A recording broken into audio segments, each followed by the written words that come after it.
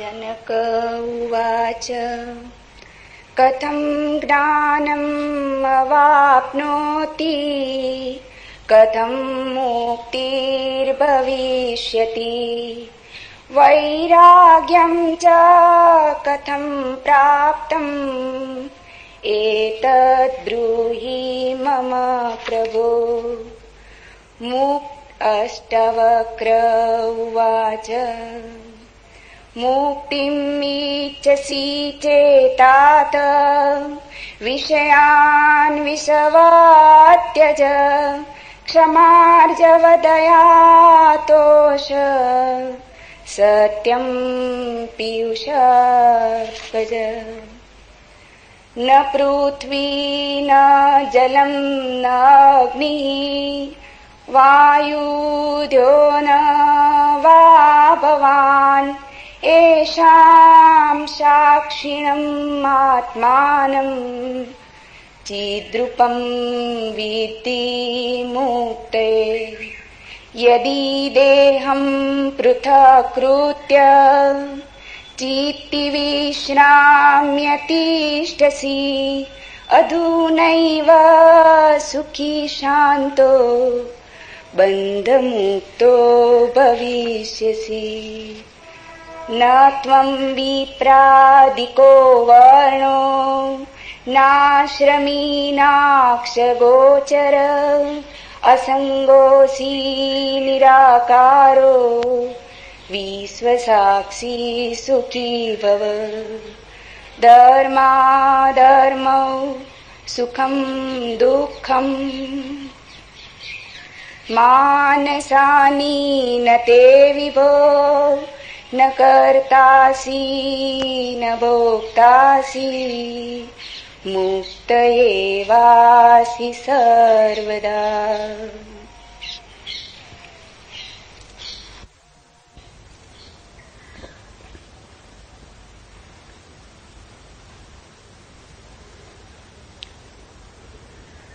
एक अनूठी यात्रा पर हम निकलते हैं। मनुष्य जाति के पास बहुत शास्त्र हैं, पर अष्टावक्र गीता जैसा शास्त्र नहीं। वेद फीके हैं, उपनिषद बहुत धीमी आवाज में बोलते हैं। गीता में भी ऐसा गौरव नहीं जैसा अष्टावक्र की संहिता में। कुछ बात ही अनूठी है। सबसे बड़ी बात तो यह है कि न समाज, न राजनीति, न जीवन की किसी और व्यवस्था का कोई प्रभाव अष्टावक्र के वचनों पर है। इतना शुद्ध भावातीत वक्तव्य है, समय और काल से अतीत, दूसरा नहीं। शायद इसीलिए अष्टावक्र की गीता, अष्टावक्र की संहिता का बहुत प्रभाव नहीं पड़ा।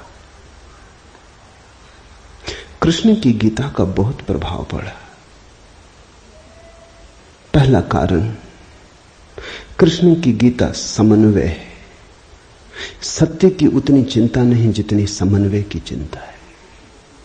समन्वय का आग्रह इतना गहरा है कि अगर सत्य थोड़ा खो भी जाए तो कृष्ण राजी है। कृष्ण की गीता खिचड़ी जैसी है, इसलिए सभी को भाती है, क्योंकि सभी का कुछ ना कुछ उसमें मौजूद है। ऐसा कोई संप्रदाय खोजना मुश्किल है जो गीता में अपनी वाणी न खोज ले। ऐसा कोई व्यक्ति खोजना मुश्किल है जो गीता में अपने लिए कोई सहारा न खोज ले। इन सब के लिए अष्टावक्र की गीता बड़ी कठिन होगी। अष्टावक्र समन्वयवादी नहीं, सत्यवादी है। सत्य जैसा है वैसा कहा है, बिना किसी लाग लपेट के। सुनने वाले की चिंता नहीं, सुनने वाला समझेगा नहीं समझेगा इसकी भी चिंता नहीं। सत्य का ऐसा शुद्धतम वक्तव्य न पहले कहीं हुआ न फिर बाद में कभी हो सका। कृष्ण की गीता लोगों को प्रिय है क्योंकि अपना अर्थ निकाल लेना बहुत सुगम है। कृष्ण की गीता काव्यात्मक है। 2 2 5 भी हो सकते हैं, 2 2 3 भी हो सकते हैं।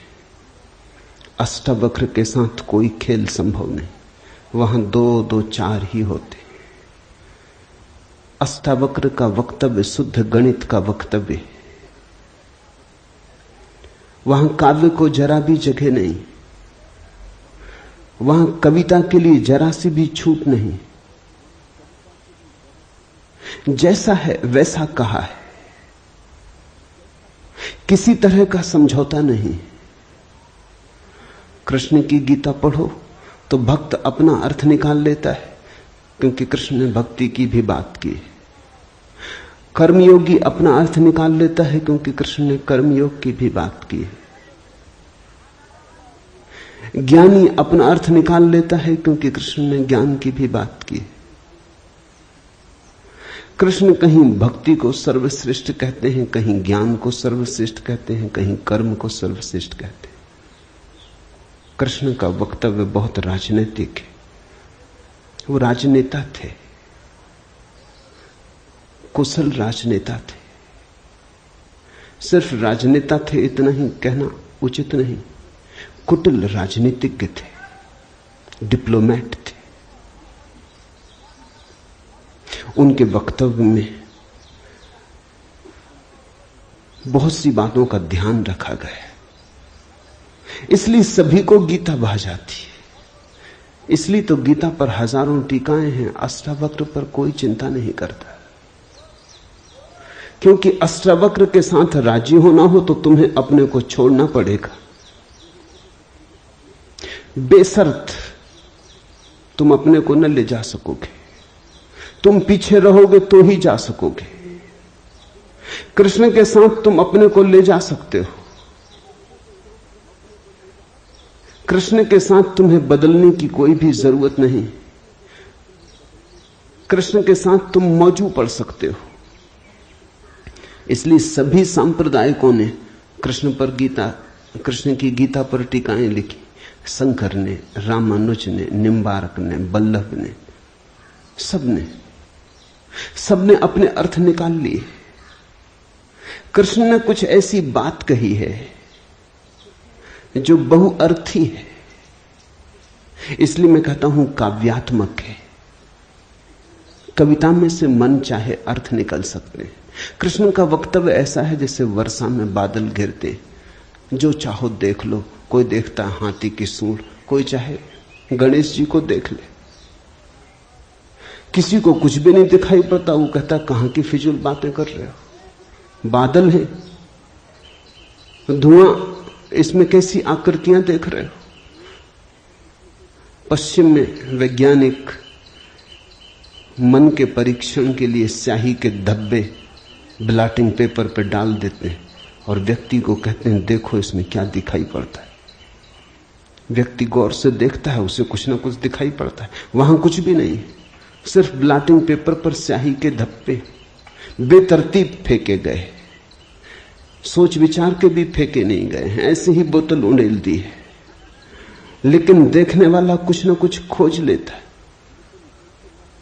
जो देखने वाला खोजता है वो उसके मन में वो आरोपित कर लेता। तुमने भी देखा होगा, दीवार पर वर्षा का पानी पड़ता है, लकीरें खिंच जाती, कभी आदमी की शक्ल दिखाई पड़ती, कभी घोड़े की शक्ल दिखाई पड़ती। तुम जो देखना चाहते हो आरोपित कर लेते हो। रात के अंधेरे में कपड़ा टंगा है, भूत प्रेत दिखाई पड़ जाते। कृष्ण की गीता ऐसी ही है, जो तुम्हारे मन में है दिखाई पड़ जाएगा। तो शंकर ज्ञान देख लेते हैं, रामानुज भक्ति देख लेते हैं, तिलक कर्म देख लेते हैं, और सब अपने घर प्रसन्नचित्त लौट आते कि ठीक कृष्ण वही कहते हैं जो हमारी मान्यता है। इमर्सन ने लिखा है कि एक बार एक पड़ोसी प्लेटो की किताबें उनसे मांग के ले गया। अब प्लेटो 2000 साल पहले हुआ है और दुनिया के थोड़े से अनूठे विचारकों में से एक। कुछ दिनों बाद इमर्सन ने कहा किताबें पढ़नी हो तो वापस करने। वो पड़ोसी लौटा गया। इमर्सन ने पूछा कैसी लगी। उस आदमी ने कहा कि ठीक, इस आदमी प्लेटो के विचार मुझसे मिलते जुलते। कई दफे तो मुझे ऐसा लगा कि इस आदमी को मेरे विचारों का पता कैसे चल गया। प्लेटो 2000 साल पहले हुआ है। इसको शक हो रहा है कि इसने कहीं मेरे विचार तो नहीं चुरा लिए। कृष्ण में ऐसा शक बहुत बार होता है, इसलिए कृष्ण पर सदियां बीत गईं, टीकाएं चलती जाती। हर सदी अपना अर्थ खोज लेती है, हर व्यक्ति अपना अर्थ खोज लेता है। कृष्ण की गीता स्याही के धब्बों जैसी एक कुशल राजनीतिज्ञ का वक्तव्य है। अष्टावक्र की गीता में तुम कोई अर्थ ना खोज पाओगे। तुम अपने को छोड़ के चलोगे तो ही अष्टावक्र की गीता स्पष्ट होगी। अष्टावक्र का सुस्पष्ट संदेश है, उसमें जरा भी तुम अपनी व्याख्या ना डाल सकोगे। इसलिए लोगों ने टीकाएं नहीं लिखी। टीका लिखने की जगह नहीं है, तोड़ने मड़ोड़ने का उपाय नहीं है, तुम्हारे मन के लिए सुविधा नहीं है कि तुम कुछ डाल दो। अष्टावक्र ने इस तरह से वक्तव्य दिया है कि सदियां बीत गई, उस वक्तव्य में कोई कुछ जोड़ नहीं पाया, घटा नहीं पाया। बहुत कठिन है ऐसा वक्तव्य देना। शब्द के साथ ऐसी कुशलता बड़ी कठिन है। इसलिए मैं कहता हूं, एक अनूठी यात्रा तुम शुरू कर रहे हो। अष्टावक्र में राजनीतिज्ञों की कोई उत्सुकता नहीं, न तिलक की, न अरविंद की, न गांधी की, न विनोबा की, किसी की कोई उत्सुकता नहीं, क्योंकि तुम अपना खेल न खेल पाओगे। तिलक को उकसाना है देशभक्ति, उठाना है कर्म का ज्वार। कृष्ण की गीता सहयोगी बन जाती। कृष्ण हर किसी को कंधा देने को तैयार है। कोई भी चला लो गोली उनके कंधे पर रख के, वो राजी। कंधा उनका, पीछे छिपने की तुम्हें सुविधा है, और उनके पीछे से गोली चलाओ तो गोली भी बहुमूल्य मालूम पड़ती। अष्टावक्र किसी को कंधे पे हाथ भी नहीं रखने देते। इसलिए गांधी की कोई उत्सुकता नहीं, तिलक की कोई उत्सुकता नहीं, अरविंद विनोबा को कुछ लेना देना नहीं, क्योंकि तुम कुछ थोप ना सकोगे। राजनीति की सुविधा नहीं है। अष्टावक्र राजनीतिक पुरुष नहीं। ये पहली बात ख्याल में रख लेनी जरूरी है। ऐसा सुस्पष्ट खुले आकाश जैसा वक्तव्य जिसमें बादल है ही नहीं, तुम कोई आकृति देख ना पाओगे। आकृति छोड़ोगे, सब बनोगे निराकार, अरूप के साथ जोड़ोगे संबंध, तो अष्टावक्र समझ में आएंगे। अष्टावक्र समझना चाहो तो ध्यान की गहराई में उतरना होगा। कोई व्याख्या से काम होने वाला नहीं। और ध्यान के लिए भी अष्टावक्र नहीं कहते कि तुम बैठ के राम राम जपो। अष्टावक्र कहते हैं तुम कुछ भी करो वो ध्यान ना होगा। करता जहां है वहां ध्यान कैसा। जब तक करना है तब तक भ्रांति है, जब तक करने वाला मौजूद है तब तक अहंकार मौजूद है। अष्टावक्र कहते हैं साक्षी हो जाना है ध्यान। जहां कर्ता छूट जाता तुम सिर्फ देखने वाले रह जाते। दृष्टा मात्र, दृष्टा मात्र हो जाने में ही दर्शन है, दृष्टा मात्र हो जाने में ही ध्यान है, दृष्टा मात्र हो जाने में ही ज्ञान है। इसके पहले कि हम सूत्र में उतरे, अष्टावक्र के संबंध में कुछ बातें समझ लेनी जरूरी है। ज्यादा पता नहीं, क्योंकि न तो वे सामाजिक पुरुष थे न राजनीतिक, तो इतिहास में कोई उल्लेख नहीं है। बस थोड़ी सी घटनाएं ज्ञात हैं, वो भी बड़ी अजीब, भरोसा करने योग्य नहीं, लेकिन समझोगे तो बड़े गहरे अर्थ खुलेंगे। पहली घटना अष्टावक्र पैदा हुए उसके पहले की, पीछे का तो कुछ पता नहीं। गर्भ की घटना। पिता बड़े पंडित, अष्टावक्र मां के गर्भ में पिता रोज वेद का पाठ करते और अष्टावक्र गर्भ में सुनते। एक दिन अचानक गर्भ से आवाज आती कि रुको भी, ये सब बकवास है। ज्ञान इसमें कुछ भी नहीं, बस शब्दों का संग्रह। शास्त्र में ज्ञान कहां? ज्ञान स्वयं में। शब्द में सत्य कहां? सत्य स्वयं में।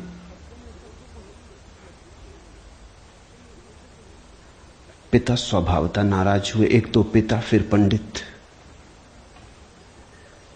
और गर्भ में छिपा हुआ बेटा इस तरह की बात कहे, अभी पैदा भी नहीं हुआ। क्रोध में आ गए, आग बबूला हो गए। पिता का अहंकार चोट खा गया। फिर पंडित का अहंकार। बड़े पंडित थे, बड़े विवादी थे, शास्त्रार्थी थे। क्रोध में अभिशाप दे दिया कि जब पैदा होगा तो 8 अंगों से टेढ़ा होगा, इसलिए नाम अष्टावक्र।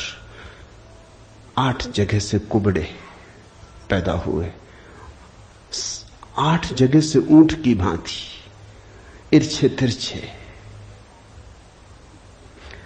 पिता ने क्रोध में शरीर को विक्षत कर दिया। ऐसी और भी कथाएं हैं। कहते हैं बुद्ध जब पैदा हुए तो खड़े खड़े पैदा हुए। मां खड़ी थी वृक्ष के तले, खड़े खड़े मां खड़ी थी, खड़े खड़े पैदा हुए।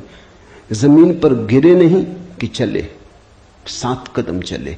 8वें कदम पर रुककर 4 आर्य सत्यों की घोषणा की कि जीवन दुख है। अभी 7 कदम ही चले हैं पृथ्वी पर कि जीवन दुख है, कि दुख से मुक्त होने की संभावना है, कि दुख मुक्ति का उपाय है, कि दुख मुक्ति की अवस्था है, निर्वाण की अवस्था है। लाओत्सु के संबंध में कथा है कि लाओत्सु बूढ़े पैदा हुए, 80 वर्ष के पैदा हुए, 80 वर्ष तक गर्भ में ही रहे। कुछ करने की चाह ही न थी तो गर्भ से निकलने की चाह भी न हुई। कोई वासना ही न थी तो संसार में आने की भी वासना न हुई। जब पैदा हुए तो सफेद बाल थे, 80 वर्ष के बूढ़े थे।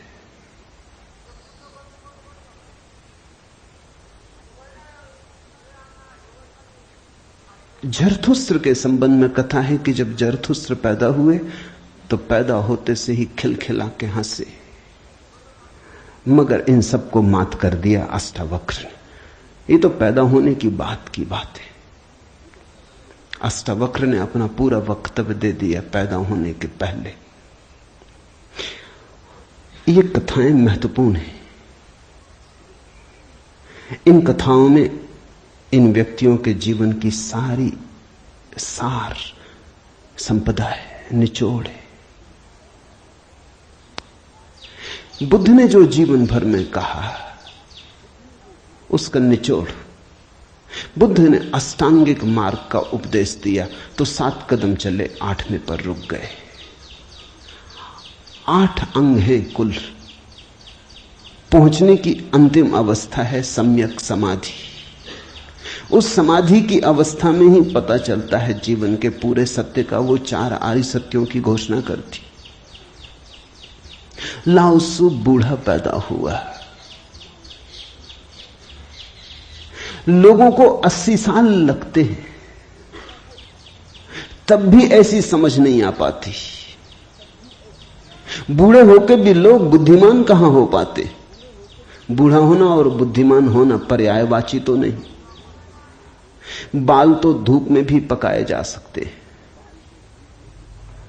लाओत्सु की कथा इतना ही कहती है कि अगर जीवन में त्वरा हो तीव्रता हो तो जो 80 साल में घटता है वो एक क्षण में घट सकता है।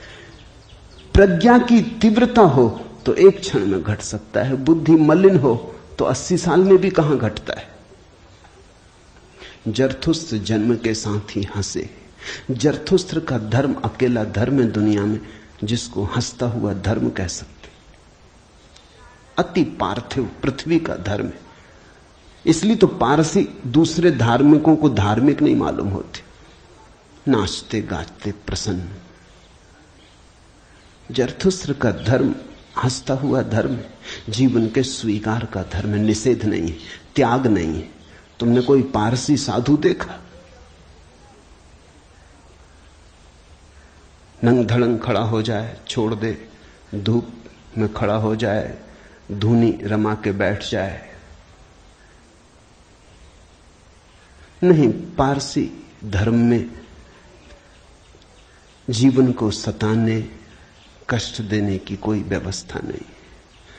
जरथुस्त्र का सारा संदेश यही है कि जब हंसते हुए परमात्मा को पाया जा सकता है तो रोते हुए क्यों पाना।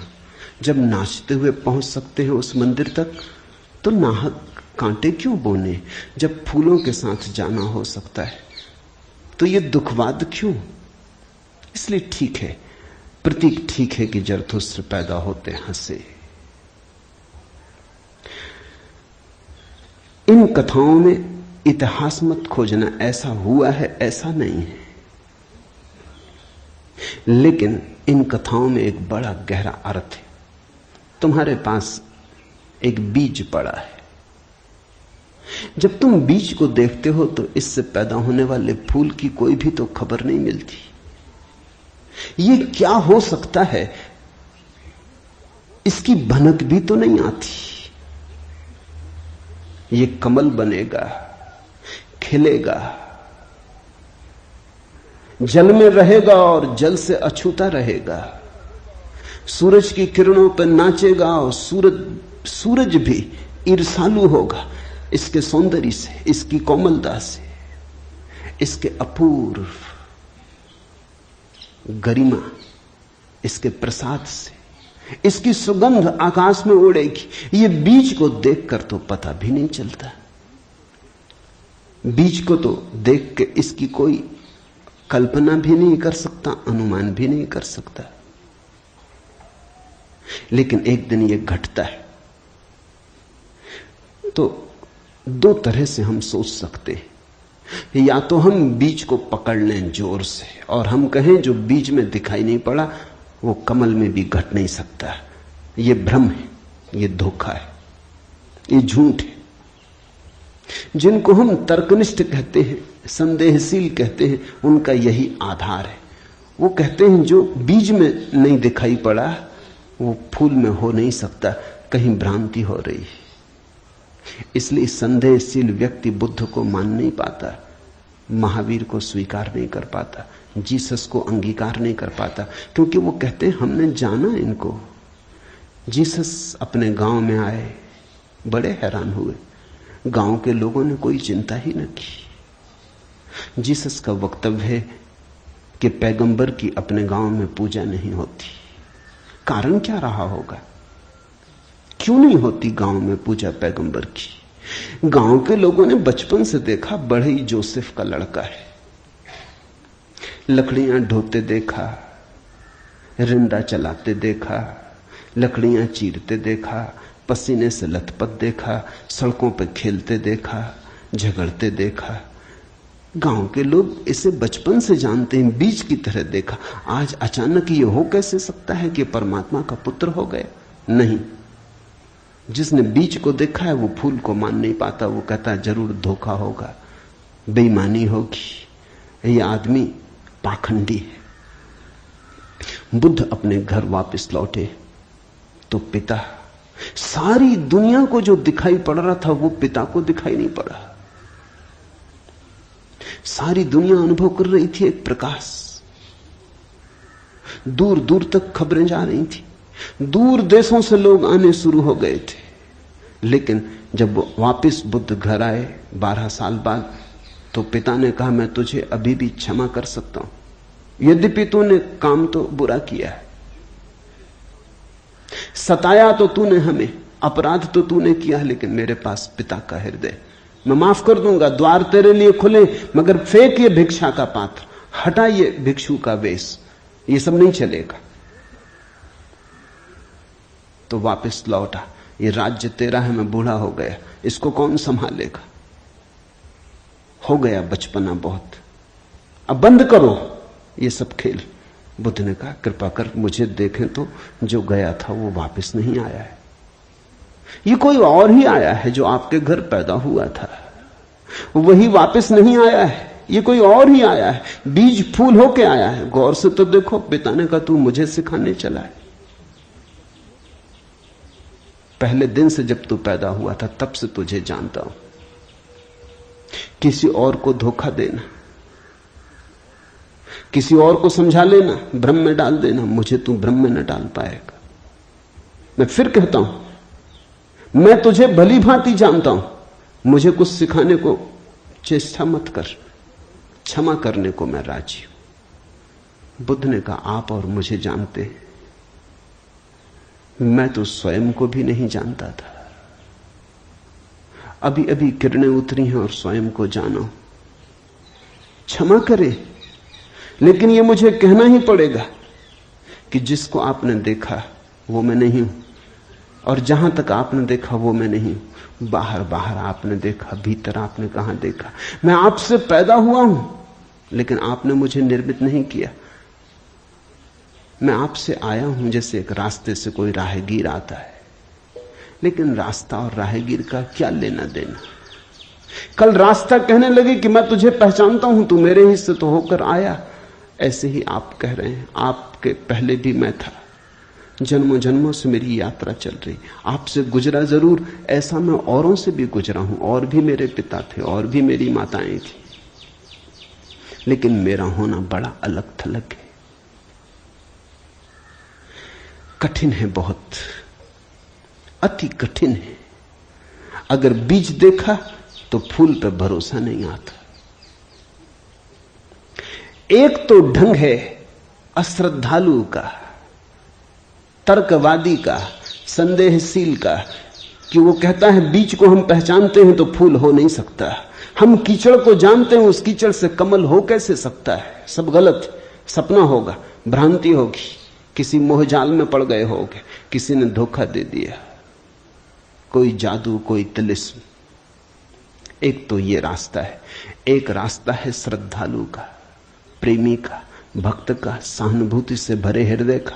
वो फूल को देखता है और फूल से पीछे की तरफ यात्रा करता है। वो कहता है जब फूल में ऐसा सुगंध हुई, जब फूल में ऐसी विभा प्रकट हुई, जब फूल में ऐसी प्रतिभा, जब फूल में ऐसा कुंवारापन दिखा, तो जरूर बीज में भी रहा होगा, क्योंकि जो फूल में हुआ है वो बीज में न हो तो हो ही नहीं सकता।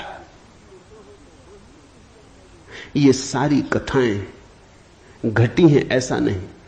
जिन्होंने अष्टावक्र के फूल को देखा, उनको यह ख्याल में आया कि जो आज हुआ है वो कल भी रहा होगा, छिपा था, अवगुंठित था, पर्दे में पड़ा था।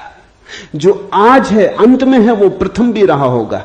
जो मृत्यु के क्षण में दिखाई पड़ रहा है, वो जन्म के क्षण में भी मौजूद रहा होगा, अन्यथा पैदा कैसे होता? तो एक तो ढंग है फूल से पीछे की तरफ देखना, और एक है बीज से आगे की तरफ देखना। गौर से देखो तो दोनों में सारसूत्र एक ही है, दोनों की आधार भित्ति एक ही है, लेकिन कितना जमीन आसमान का अंतर हो जाता है। जो बीज वाला है वो भी ये कह रहा है कि जो बीज में नहीं है वो फूल में कैसे हो सकता है, ये उसका तर्क है। फूल वाला भी यही कह रहा है, वो कह रहा है जो फूल में है वो बीज में भी होना ही चाहिए। दोनों का तर्क तो एक है, लेकिन दोनों के देखने के ढंग अलग है। बड़ी अड़चन। मुझसे कोई पूछता था कि आपके साथ बचपन में बहुत लोग पढ़े होंगे, स्कूल में, कॉलेज में, वे दिखाई नहीं पड़ते, वे कैसे दिखाई पड़ सकते? उनको बड़ी अड़चन है, वो भरोसा नहीं कर सकते, अति कठिन है उन्हें। कल ही मेरे पास रायपुर से किसी ने एक अखबार भेजा, श्री हरशंकर परसाई ने एक लेख मेरे खिलाफ लिखा है। वो मुझे जानते हैं, कॉलेज के दिनों से जानते हैं, हिंदी के मूर्धन्य व्यंग लेखक के। मेरे मन में उनकी कृतियों का आदर है। लेख में उन्होंने लिखा है कि जबलपुर की हवा में कुछ खराबी है। यहां धोखेबाज और धूर्ती पैदा होते, जैसे रजनीश, महेश योगी, मुंदड़ा, 3 नाम उन्होंने गिनाए। धन्यवाद उनका, कम से कम मेरा नाम नंबर 1 तो गिनाया। इतनी याद तो रखी, एकदम बिसार नहीं दिया, बिल्कुल भूल गए हो ऐसा नहीं। लेकिन अड़चन स्वाभाविक है, सीधी साफ है, मैं उनकी बात समझ सकता हूं। यह असंभव है बीज को देखा तो फूल में भरोसा।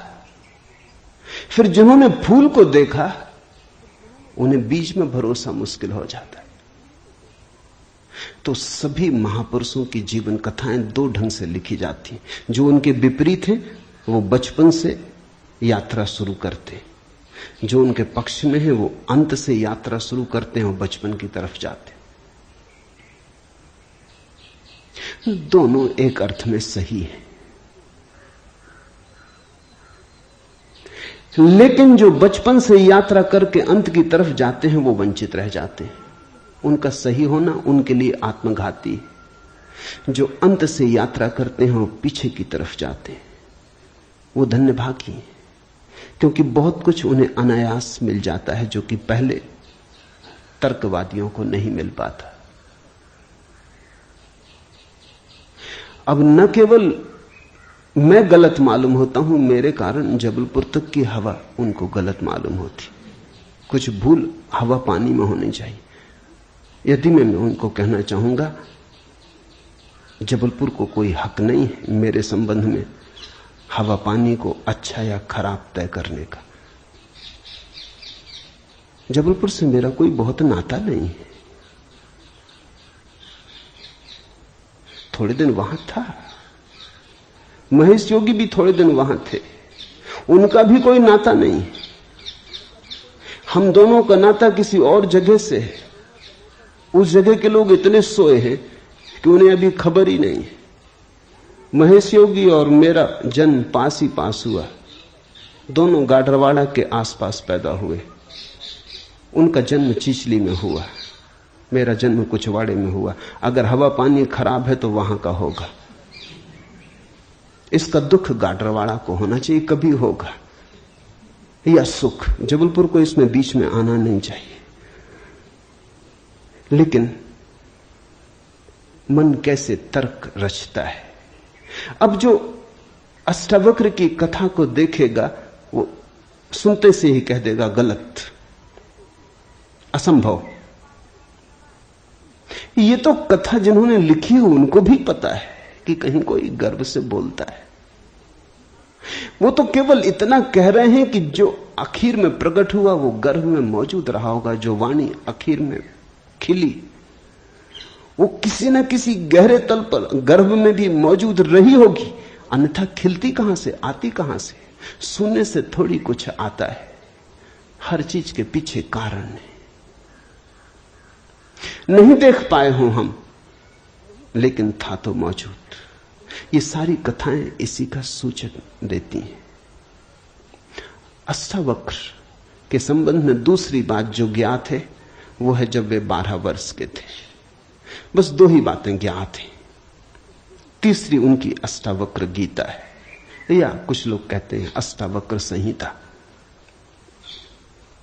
जब वे 12 वर्ष के थे तो एक बड़ा विशाल शास्त्रार्थ जनक ने रचा। जनक सम्राट थे और उन्होंने सारे देश के पंडितों को निमंत्रण दिया और उन्होंने 1000 गायें राजमहल के द्वार पर खड़ी कर दी और उन्होंने गायों के सींगों पर सोना मढ़ दिया और हीरे जवाहरात लटका दिए और कहा जो भी विजेता होगा वो इन गांवों को हाँक के ले जाए। बड़ा विवाद हुआ। अष्टावक्र के पिता भी उस विवाद में गए। खबर आई सांझ होते होते कि पिता हार रहे हैं। सबसे तो जीत चुके थे, वंदिन नाम के एक पंडित से हारे जा रहे हैं।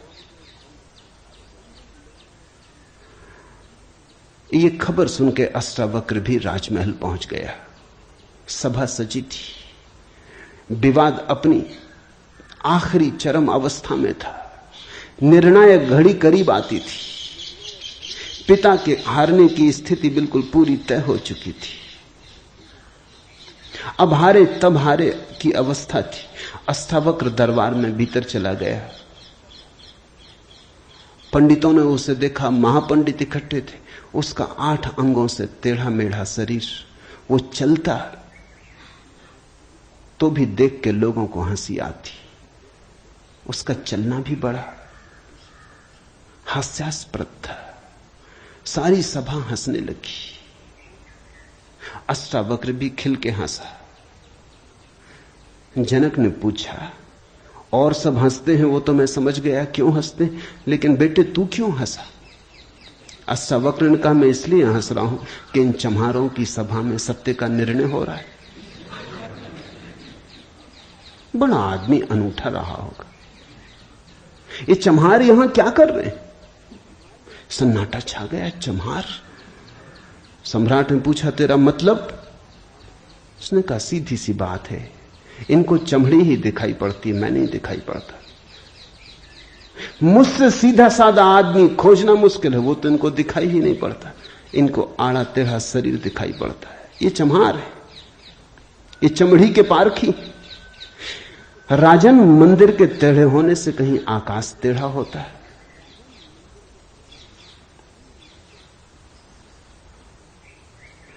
घड़े के फूटे होने से कहीं आकाश फूटता है? आकाश तो निर्विकार है। मेरा शरीर टेढ़ा मेढ़ा है, लेकिन मैं तो नहीं। ये जो भीतर बसा है इसकी तरफ तो देखो। इससे तुम सीधा साधा और कुछ खोज ना सकोगे।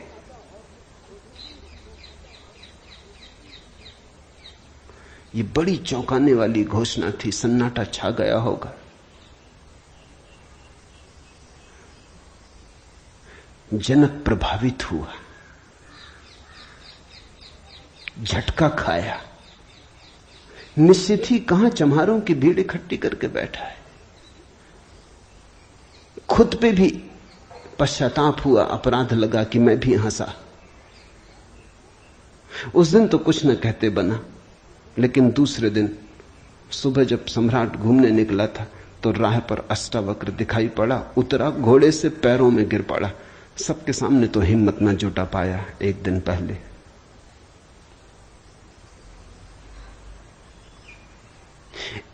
पहले तो कहा था, बेटे तू क्यों हंसता है? 12 साल का लड़का था। उम्र तौली थी, आज उम्र नहीं तौली। आज घोड़े से उतर गया, पैर पर गिर पड़ा, साष्टांग दंडवत, और कहा, पधारें राजमहल, मेरी जिज्ञासाओं का समाधान करें। हे प्रभु, आए मेरे घर। बात मेरी समझ में आ गई। रात भर मैं सो ना सका। ठीक ही कहा, शरीर को ही जो पहचानते हैं उनकी पहचान गहरी कहां। आत्मा के संबंध में विवाद कर रहे हैं और अभी भी शरीर में रस और विरस पैदा होता है, घृणा, आकर्षण पैदा होता है। मर्त्य को देख रहे हैं, अमृत की चर्चा करते हैं। धन्य भाग मेरे कि आप आए और मुझे चौंकाया, मेरी नींद तोड़ दी। अब पधारो। राजमहल में उसने बड़ी सजावट कर रखी थी।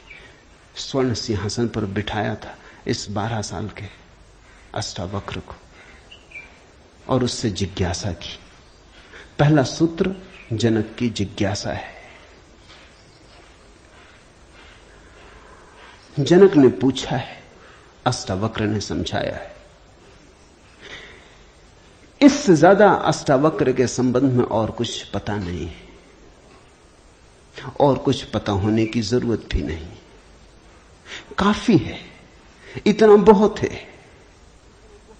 हीरे बहुत होते भी नहीं, कंकड़ पत्थर ही बहुत होते। हीरा एक भी काफी होता है। ये दो छोटी सी घटनाएं हैं। एक तो जन्म के पहले की गर्भ से आवाज और घोषणा कि क्या पागलपन में पड़े हो, शास्त्र में उलझे हो, शब्द में उलझे हो, जागो। ये ज्ञान नहीं है, ये सब उधार है, ये सब बुद्धि का ही जाल है, अनुभव नहीं। इसमें रंच मात्र भी सार नहीं है। कब तक अपने को भरमाए रखोगे? और दूसरी घटना, राजमहल में हंसना पंडितों का और कहना अष्टावक्र का कि जीवन में देखने की दो दृष्टियां हैं, एक आत्मदृष्टि, एक चर्म दृष्टि। चम्हार चमड़ी को देखता है, प्रज्ञावान आत्मा को देखता है। तुमने गौर किया? चम्हार तुम्हारे चेहरे की तरफ देखते नहीं, वो जूते को ही देखता। असल में चम्हार जूते को देख के सब पहचान लेता तुम्हारे संबंध में कि आर्थिक हालत कैसी है, सफलता मिल रही कि विफलता मिल रही, भाग्य कैसा चल रहा, वो सब जूते में लिखा है। जूते की सिलवटें कह देती, जूते की दशा कह देती, जूते में तुम्हारी आत्मकथा लिखी। चम्हार पढ़ लेता। जूते में चमक, जूते का ताजा और नया होना चम्हार तुमसे प्रसन्नता से मिलता है। जूता ही उसके लिए तुम्हारी आत्मा का सबूत है। दर्जी कपड़े देखता है, तुम्हारा कोट कपड़ा देख के समझ लेता हालत कैसी। सबकी अपनी बंधी हुई दृष्टियां हैं। सिर्फ आत्मवान ही आत्मा को देखता है। उसकी कोई दृष्टि नहीं है, उसके पास दर्शन है।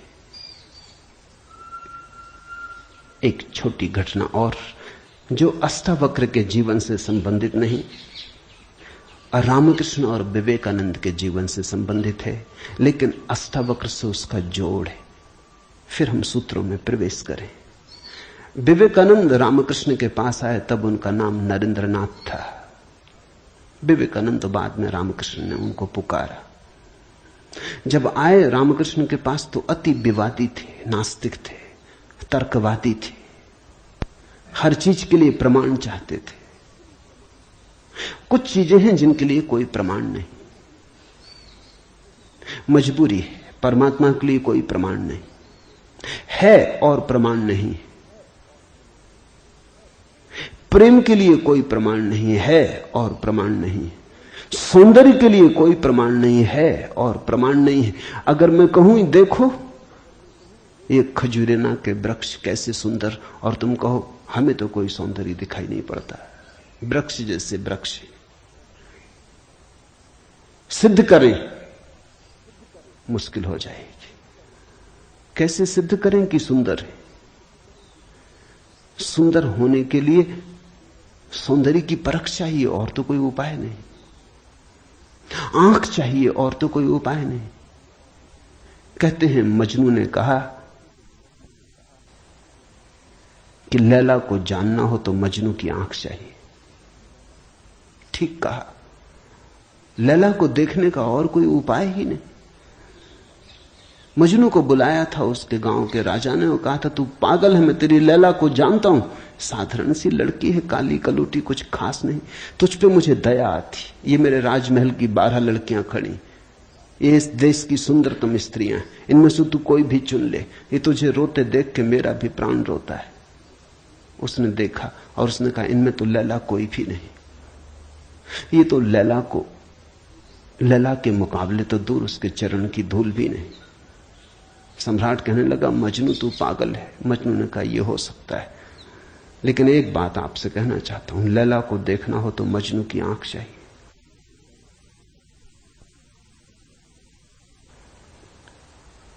कहा मजनू ने, अगर वृक्षों के सौंदर्य को देखना हो तो कला की आंख चाहिए और कोई प्रमाण नहीं। अगर किसी के प्रेम को पहचानना हो तो प्रेमी का हृदय चाहिए और कोई प्रमाण नहीं। और परमात्मा तो इस जगत के सारे सौंदर्य और सारे प्रेम और सारे सत्य का इकट्ठा नाम है। उसके लिए तो ऐसा निर्विकार चित्त चाहिए, ऐसा साक्षी भाव चाहिए जहां कोई शब्द न रह जाए, कोई विचार न रह जाए, कोई तरंग ना उठे, वहां कोई धूल न रह जाए, मन की और चित्त का दर्पण परिपूर्ण शुद्ध हो। प्रमाण कहां? रामकृष्ण से विवेकानंद ने कहा प्रमाण चाहिए। है परमात्मा तो प्रमाण थे।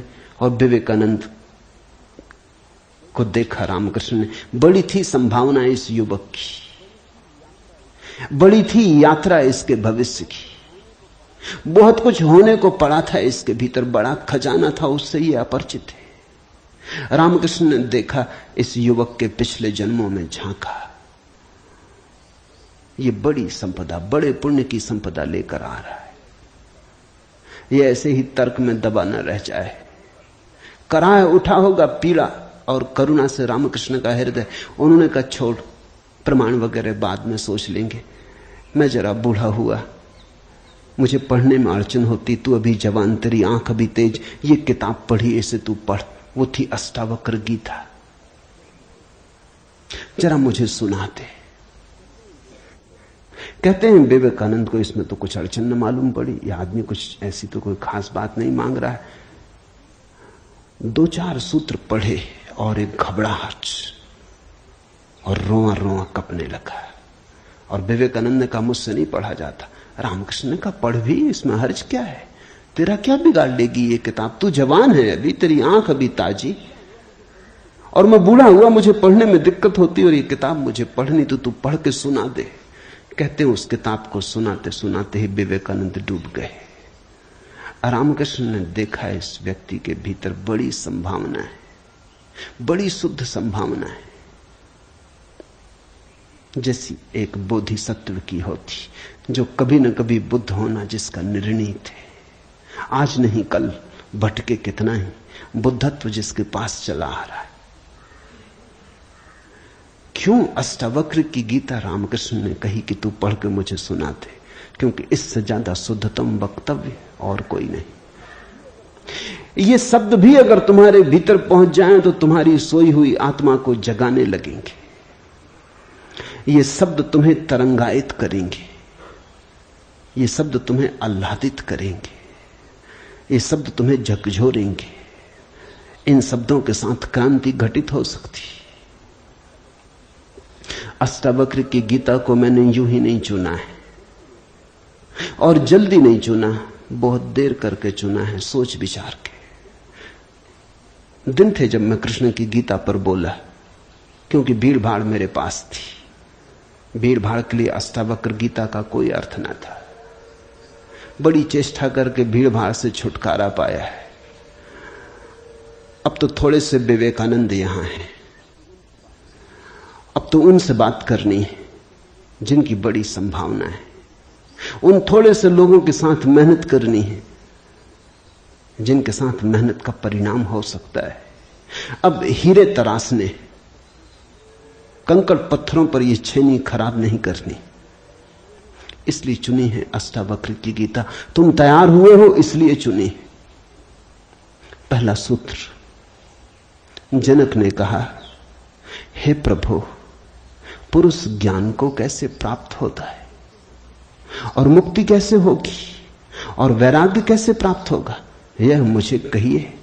एतत् मम ब्रूहि प्रभो, मुझे समझाएं प्रभु। 12 साल के लड़के से सम्राट जनक का कहना, हे प्रभु, भगवान मुझे समझाएं। एतत् मम ब्रूहि, मुझे ना समझ को कुछ समझ दें, मुझे अज्ञानी को जगाएं। 3 प्रश्न पूछे हैं। कथम ज्ञानम, कैसे होगा ज्ञान? साधारणता तो हम सोचेंगे कि यह भी कोई पूछने की बात है, किताबों में भरा पड़ा है। जनक भी जानता था किताबों में भरा पड़ा है वो ज्ञान नहीं, वो केवल ज्ञान की धूल है, राख है। ज्ञान की ज्योति जब जलती है तो पीछे राख छूट जाती है, राख इकट्ठी होती चली जाती, शास्त्र बन जाती।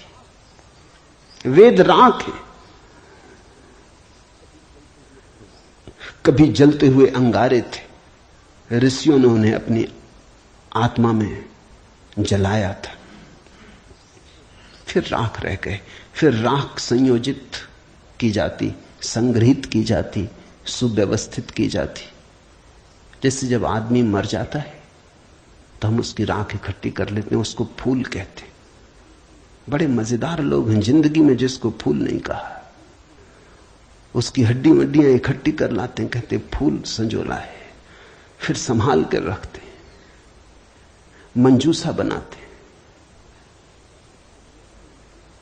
जिसको जिंदगी में कभी फूल का आदर नहीं दिया, जिसको जिंदगी में कभी फूल की तरह देखा नहीं, जब मर जाता है आदमी पागल है, तब उसकी हड्डी को, राख को फूल कहते।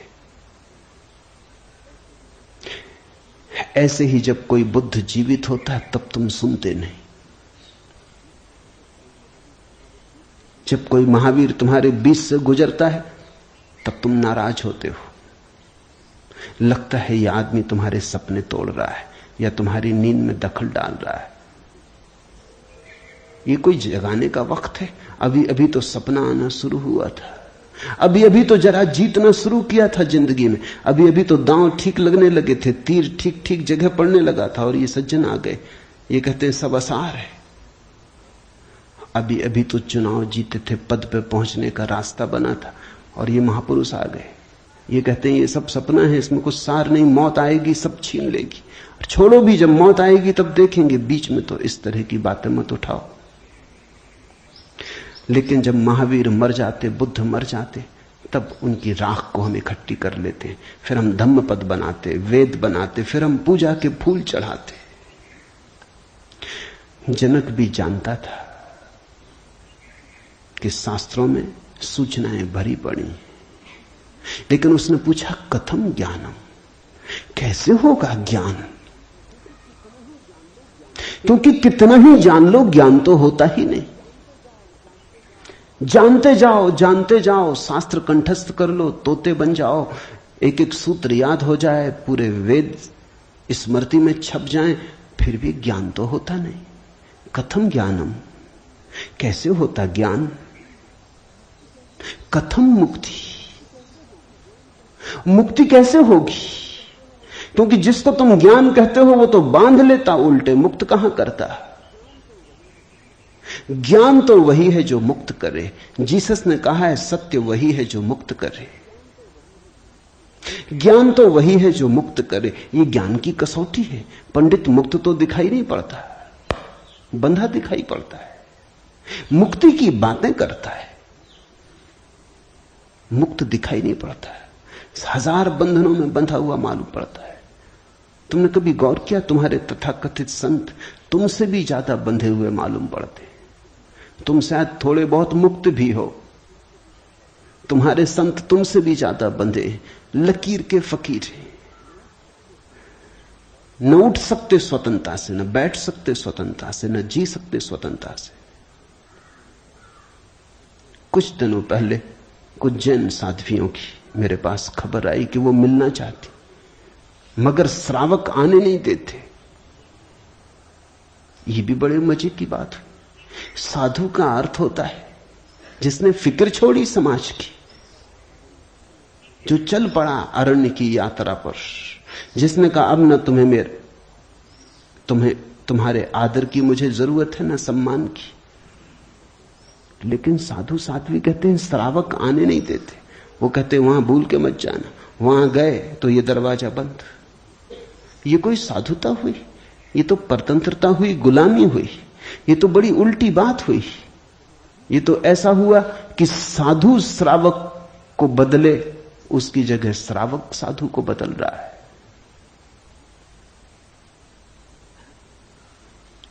एक मित्र ने आके मुझे कहा, एक जैन साध्वी आपकी किताबें पढ़ती लेकिन चोरी से। टेप भी सुनना चाहती लेकिन चोरी से। और अगर कभी किसी के सामने आपका नाम भी ले दो तो वो इस तरह हो जाती जैसे उसने कभी आपका नाम सुना ही नहीं। ये मुक्ति हुई। जनक ने पूछा कथम मुक्ति, कैसे होती मुक्ति, क्या है मुक्ति? उस ज्ञान को मुझे समझाएं जो मुक्त कर देता है। स्वतंत्रता मनुष्य की सबसे महत्वपूर्ण आकांक्षा है। सब पालो लेकिन गुलामी अगर रही तो छिदती है। सब मिल जाए, स्वतंत्रता ना मिले तो कुछ भी नहीं मिला। मनुष्य चाहता है खुला आकाश, कोई सीमा ना हो। वो मनुष्य की अंतरतम निगूढ़तम आकांक्षा है, जहां कोई सीमा ना हो, कोई बाधा ना हो। इसी को परमात्मा होने की आकांक्षा कहो, मोक्ष की आकांक्षा कहो। हमने ठीक शब्द चुना है, मोक्ष। दुनिया की किसी भाषा में ऐसा प्यारा शब्द नहीं। स्वर्ग, फिरदौस, इस तरह के शब्द हैं, लेकिन उन शब्दों में मोक्ष की कोई धुन नहीं है। मोक्ष का संगीत ही अनूठा है। उसका अर्थ ही केवल इतना है, ऐसी परम स्वतंत्रता जिस पर कोई बाधा नहीं है। स्वतंत्रता इतनी शुद्ध कि जिस पे कोई सीमा नहीं। पूछा जनक ने कैसे होगी मुक्ति और कैसे होगा वैराग्य? हे प्रभु मुझे समझाकर कहिए। अष्टावक्र ने गौर से देखा होगा जनक की तरफ, क्योंकि गुरु के लिए वही पहला काम है कि जब कोई जिज्ञासा करे तो वो गौर से देखे जिज्ञासा किस स्रोत से आती, पूछने वाले ने क्यों पूछा है। उत्तर तो तभी सार्थक हो सकता है जब प्रश्न क्यों किया गया है वो समझ में आ जाए, वो साफ हो जाए। ध्यान रखना, सद्ज्ञान को उपलब्ध व्यक्ति सद्गुरु तुम्हारे प्रश्न का उत्तर नहीं देता, तुम्हें उत्तर देता है। तुम क्या पूछते हो इसकी फिक्र कम है, तुमने क्यों पूछा है, तुम्हारे पूछने के पीछे अंतर चेतन में छिपा हुआ जाल क्या है, तुम्हारे प्रश्नों की आड़ में वस्तुतः कौन सी आकांक्षा छिपी है।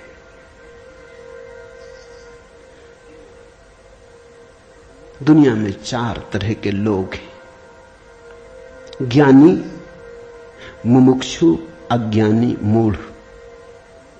और दुनिया में 4 ही तरह की जिज्ञासाएं होती। ज्ञानी की जिज्ञासा तो निशब्द होती, कहना चाहिए ज्ञानी की जिज्ञासा तो जिज्ञासा होती ही नहीं। जान लिया, जानने को कुछ बचा नहीं, पहुंच गए, चित्त निर्मल हुआ, शांत हुआ, घर लौट आए, विश्राम में आ गए। तो ज्ञानी की जिज्ञासा तो जिज्ञासा जैसी होती ही नहीं। इसका यह अर्थ नहीं कि ज्ञानी सीखने को तैयार नहीं होता। ज्ञानी तो सरल छोटे बच्चे की भांति हो जाता है, सदा तत्पर सीखने को। जितना ज्यादा तुम सीख लेते हो उतनी ही सीखने की तत्परता बढ़ जाती। जितने तुम सरल और निष्कपट होते चले जाते हो उतने ही सीखने के लिए तुम खुल जाते हो। आए हवाएं तुम्हारे द्वार खुले पाती, आए सूरज तुम्हारे द्वार पर दस्तक नहीं देनी पड़ती, आए परमात्मा तुम्हें सदा तत्पर पाता है। ज्ञानी ज्ञान को संग्रहित नहीं करता, ज्ञानी सिर्फ ज्ञान की क्षमता को उपलब्ध होता है। इस बात को ठीक से समझ लेना, क्योंकि पीछे यह काम पड़ेगी। ज्ञानी का केवल इतना ही अर्थ है कि जो जानने के लिए बिल्कुल खुला है, जिसका कोई पक्षपात नहीं, जानने के लिए जिसके पास कोई पर्दा नहीं, जिसके पास जानने के लिए कोई पूर्व नियोजित योजना ढांचा नहीं। ज्ञानी का अर्थ है ध्यानी, जो ध्यानपूर्ण है। तो देखा होगा अष्टावक्र ने गौर से जनक में झांक के, ये व्यक्ति ज्ञानी तो नहीं, ये ध्यान को तो उपलब्ध नहीं हुआ है,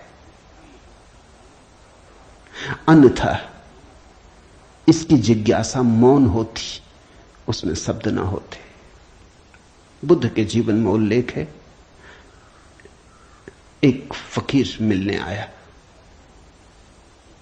एक साधु मिलने आया, एक परिव्राजक घुमक्कड़। उसने आके बुद्ध से कहा, पूछने योग्य शब्द मेरे पास नहीं,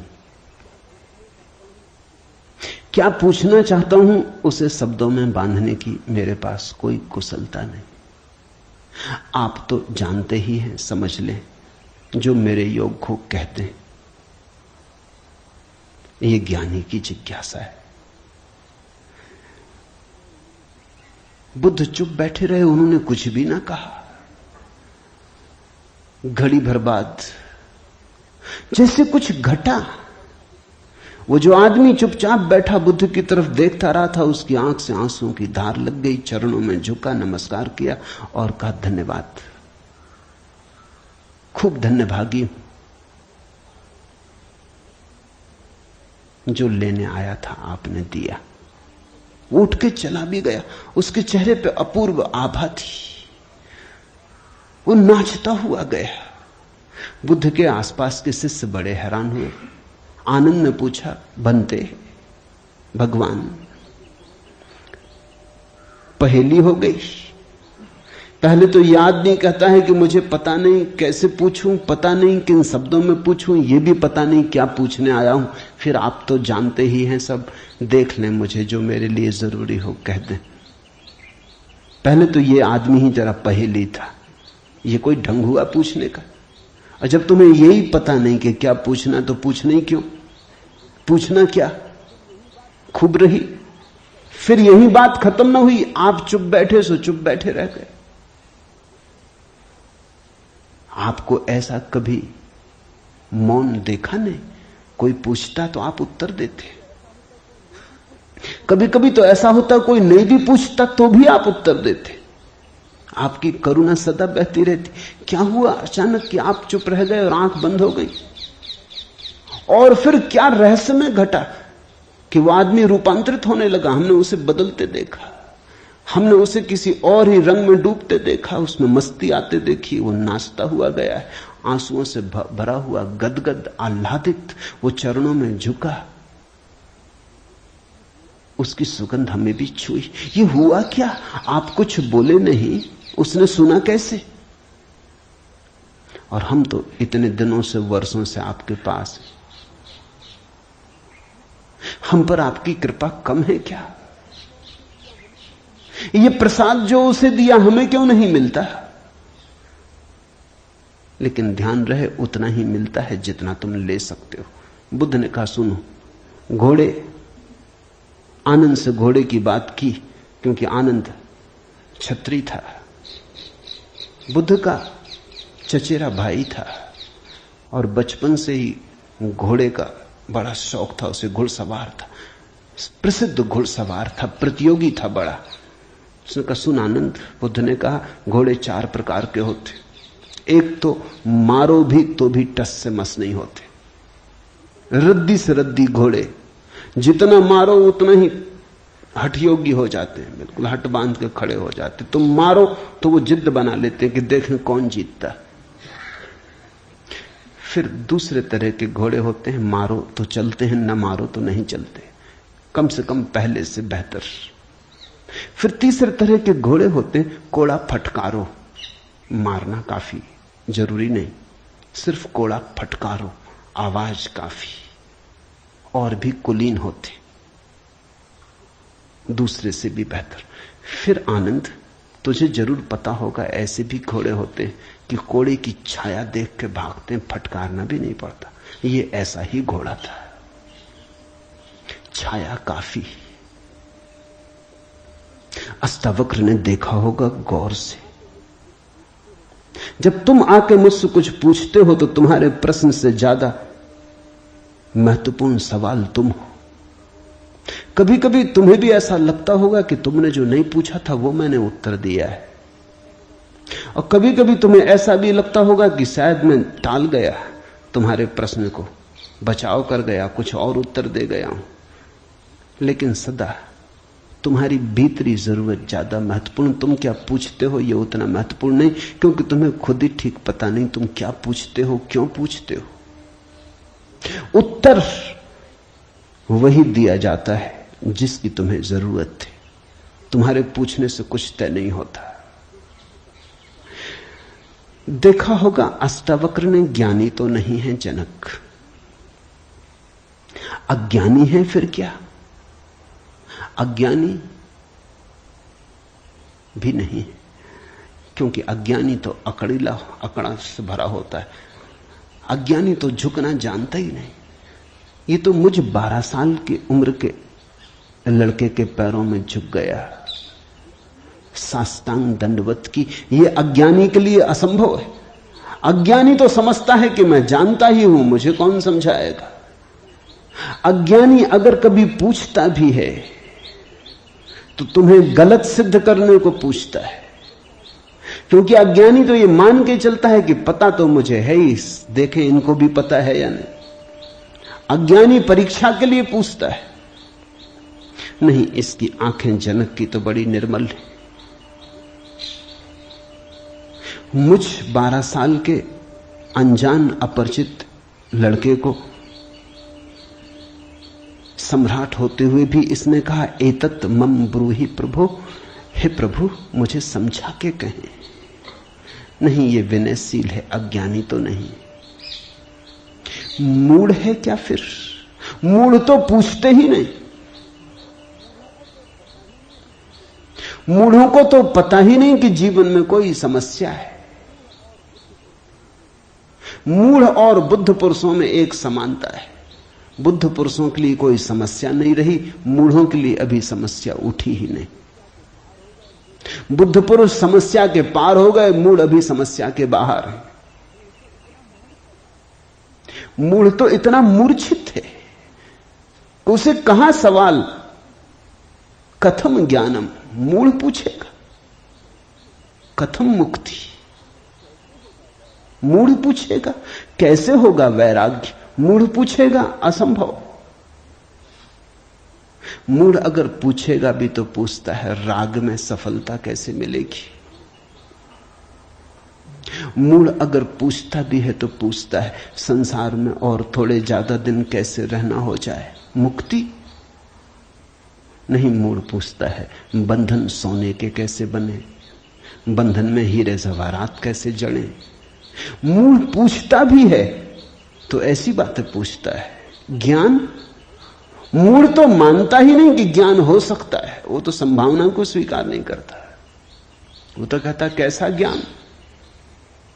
मूढ़ तो पशुवत जीता है। नहीं, ये जनक मूढ़ भी नहीं है, मुमुक्षु है। मुमुक्षु शब्द समझना जरूरी है। मोक्ष की आकांक्षा, मुमुक्षा। अभी मोक्ष के पास नहीं पहुंचा, ज्ञानी नहीं है। मोक्ष के प्रति पीठ करके नहीं खड़ा, मूढ़ नहीं है। मोक्ष के संबंध में कोई धारणाएं पकड़ के नहीं बैठा, अज्ञानी भी नहीं है, मुमुक्षु है। मुमुक्षु का अर्थ है सरल है इसकी जिज्ञासा। न मूढ़ता से अपवित्र हो रही है, न अज्ञानपूर्ण धारणाओं से विकृत हो रही है। शुद्ध है इसकी जिज्ञासा, सरल चित्त से पूछा है। अष्टावक्र ने कहा, हे प्रिय, यदि तू मुक्ति को चाहता है तो विषयों को विष के समान छोड़ दे और क्षमा, आर्जव, दया, संतोष और सत्य को अमृत के समान सेवन कर। मुक्ति मिच्छसि चेतात विषयान विस्वत्यज। शब्द विषय बड़ा बहुमूल्य है, वो विष से ही बना है। विष का अर्थ होता है जिसे खाने से आदमी मर जाए। विषय का अर्थ होता है जिसे खाने से हम बार बार मरते, बार बार भोग, बार बार भोजन, बार बार महत्वाकांक्षा, ईर्ष्या, क्रोध, जलन, बार बार इन्हीं को खा खा के तो हम मरे, बार बार इन्हीं के कारण तो मरे। अब तक हमने जीवन में जीवन कहां जाना, मरने को ही जाना है। अब तक हमारा जीवन, जीवन की प्रज्वलित ज्योति कहां, मृत्यु का ही धुआं है। जन्म से लेकर मृत्यु तक हम मरते ही तो हैं, धीरे धीरे, जीते कहां, रोज रोज मरते। जिसको हम जीवन कहते हैं वो एक सतत मरने की प्रक्रिया है। अभी हमें जीवन का तो पता ही नहीं, तो हम जिएंगे कैसे? ये शरीर तो रोज क्षीण होता चला जाता है, ये बल तो रोज खोता चला जाता है, ये भोग और विषय तो रोज हमें चूसते चले जाते, जरा जीर्ण करते चले जाते। ये विषय और कामनाएं तो छेदों की तरह, इनसे हमारी ऊर्जा और आत्मा रोज बहती चली जाती, आखिर में घड़ा खाली हो जाता, उसको हम मृत्यु कहते। तुमने कभी देखा, अगर छिद्र वाले घड़े को कुएं में डालो तो जब तक घड़ा पानी में डूबा होता है भरा मालूम पड़ता है। उठाओ पानी के ऊपर, खींचो रस्सी, बस खाली होना शुरू हुआ।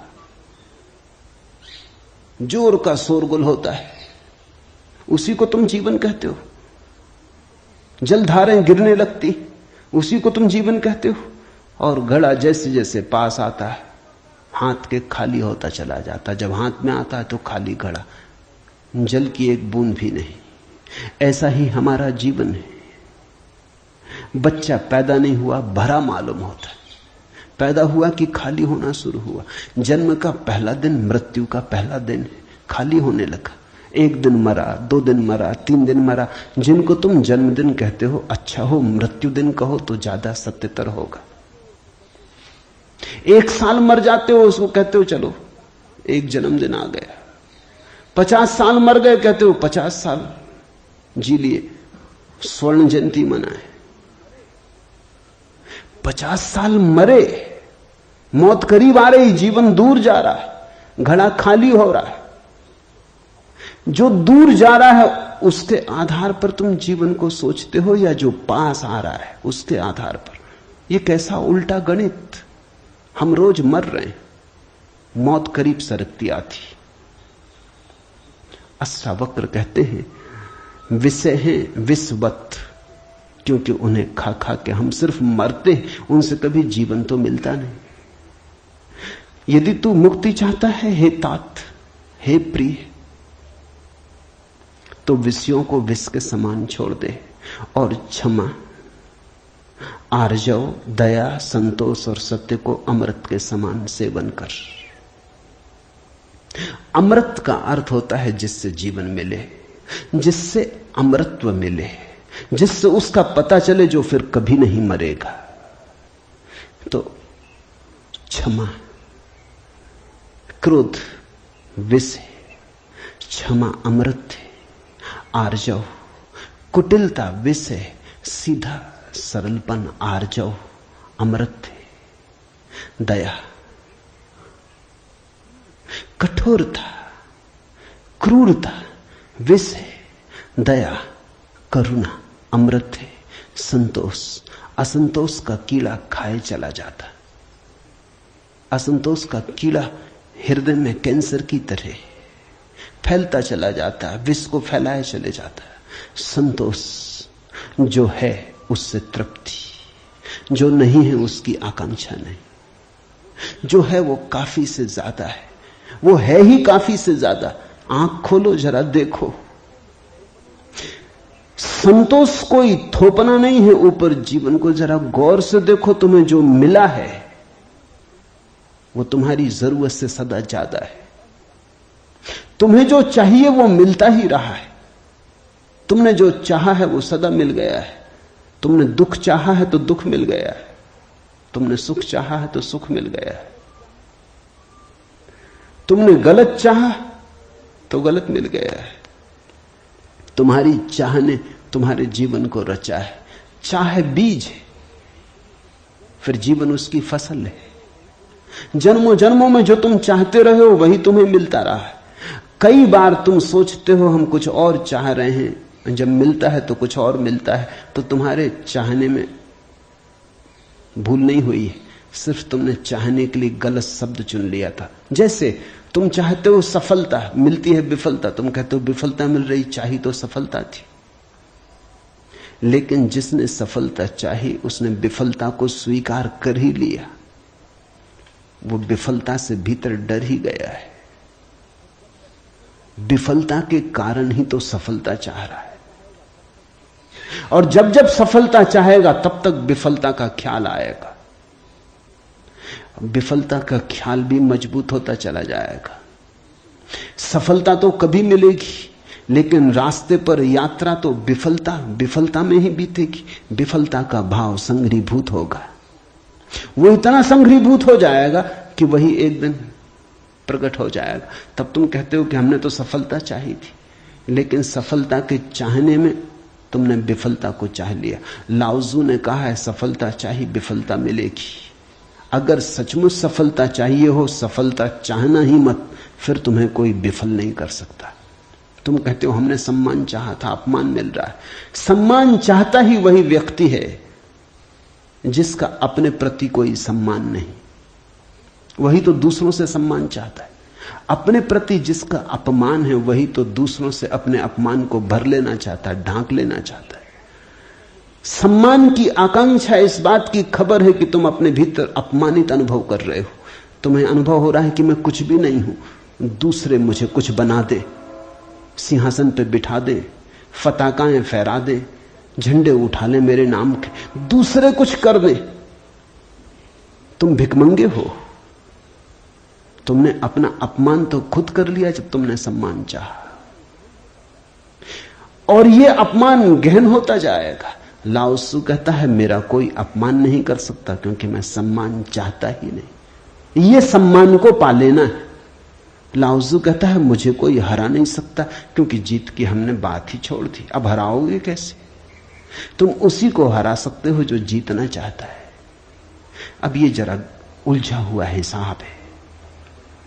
इस दुनिया में सम्मान उन्हें मिलता है जिन्होंने सम्मान नहीं चाहा, सफलता उन्हें मिलती है जिन्होंने सफलता नहीं चाही। क्योंकि जिन्होंने सफलता नहीं चाही उन्होंने तो स्वीकार ही कर लिया कि सफल तो हम हैं ही, अब और चाहना क्या है।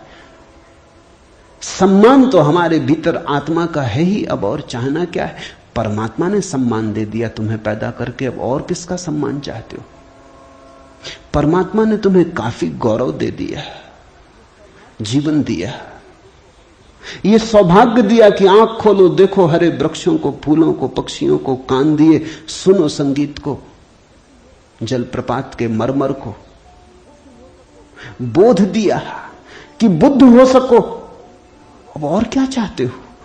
सम्मानित तो तुम हो गए, परमात्मा ने तुम्हें प्रमाण पत्र दिया। तुम भिखारी की तरह किन से प्रमाण पत्र मांग रहे हो? उनसे जो तुमसे प्रमाण पत्र मांग रहे। ये बड़ा मजेदार मामला है। दो भिखारी एक दूसरे के सामने खड़े भीख मांग रहे, ये भीख मिलेगी कैसे? दोनों भिखारी हैं। तुम किससे सम्मान मांग रहे हो? किसके सामने खड़े हो? ये अपमान कर रहे हो तुम अपना, और यही अपमान गहन होता जाएगा। संतोष का अर्थ होता है देखो जो तुम्हारे पास है, देखो जरा आंख खोल के जो तुम्हें मिला ही है। ये अष्टावक्र की बड़ी बहुमूल्य कुंजी है, ये धीरे धीरे तुम्हें साफ होगी। अष्टावक्र की दृष्टि बड़ी क्रांतिकारी है, बड़ी अनूठी, जड़ मूल से क्रांति की है। संतोष और सत्य को अमृत के समान सेवन कर, क्योंकि असत्य के साथ जो जिएगा वो असत्य होता चला जाएगा। जो असत्य को बोलेगा, असत्य को जिएगा, स्वभावतः असत्य से घिरता चला जाएगा। उसके जीवन से संबंध विच्छिन्न हो जाएंगे, जड़ें टूट जाएंगी। परमात्मा में जड़ें चाहते हो तो सत्य के द्वारा ही वे जड़ें हो सकती हैं। प्रामाणिकता और सत्य के द्वारा ही तुम परमात्मा से जुड़ सकते हो। परमात्मा से टूटना है तो असत्य का धुआं पैदा करो, असत्य के बादल अपने पास बनाओ। जितने तुम असत्य होते चले जाओगे उतने परमात्मा से दूर होते चले जाओगे। तू न पृथ्वी है, न जल है, न वायु है, न आकाश है। मुक्ति के लिए आत्मा को, अपने को, इन सब का साक्षी चैतन्य जान। सीधी सीधी बातें, भूमिका भी नहीं। अभी 2 वचन नहीं बोले अष्टावक्र ने कि ध्यान आ गया, कि समाधि की बात आ गई। जानने वाले के पास समाधि के अतिरिक्त और कुछ जताने को है भी नहीं। वो 2 वचन भी बोले, क्योंकि एकदम से अगर समाधि की बात होगी तो शायद तुम चौंक ही जाओगे, समझ ही ना पाओगे। मगर 2 वचन और सीधी समाधि की बात आ गई। अष्टावक्र 7 कदम भी नहीं चलते, बुद्ध तो 7 कदम चले, 8वें कदम पे समाधि। अष्टावक्र तो पहला कदम ही समाधि का उठाते। तू न पृथ्वी है, न जल, न वायु, न आकाश। ऐसी प्रतीति में अपने को थिर कर। मुक्ति के लिए आत्मा को, अपने को, इन सब का साक्षी चैतन्य जान। साक्षी सूत्र है, इससे महत्वपूर्ण सूत्र और कोई भी नहीं। देखने वाले बनो, जो हो रहा है उसे होने दो, उसमें बाधा डालने की जरूरत नहीं। ये देह तो जल है, मिट्टी है, अग्नि है, आकाश है। तुम इसके भीतर तो वो दिए हो जिसमें ये सब जल, अग्नि, मिट्टी, आकाश, वायु प्रकाशित हो रही। तुम दृष्टा हो। इस बात को गहन करो। साक्षिणाम चिद्रूपम आत्मानम विद्धि। ये इस जगत में सर्वाधिक बहुमूल्य सूत्र है। साक्षी बनो। इसी से होगा ज्ञान, इसी से होगा वैराग्य, इसी से होगी मुक्ति। प्रश्न 3 थे, उत्तर 1 है। यदि तू देह को अपने से अलग कर और चैतन्य में विश्राम कर स्थित है तो तू अभी ही सुखी, शांत और बंध मुक्त हो जाएगा। इसलिए मैं कहता हूं यह जड़ मूल से क्रांति है। पतंजलि इतनी हिम्मत से नहीं कहते कि अभी ही। पतंजलि कहते हैं करो अभ्यास, यम नियम साधो, प्राणायाम, प्रत्याहार, आसन शुद्ध करो। जन्म जन्म लगेंगे तब सिद्धि है। महावीर कहते हैं 5 महाव्रत, और तब जन्म जन्म लगेंगे, तब होगी निर्जरा, तब कटेगा जाल कर्मों का। सुनो अष्टावक्र को। यदि देहम पृथकृत्य चित्ति विश्राम्य तिष्ठसि अधुनैव सुखी शांतो बंध मुक्तो भविष्यसि।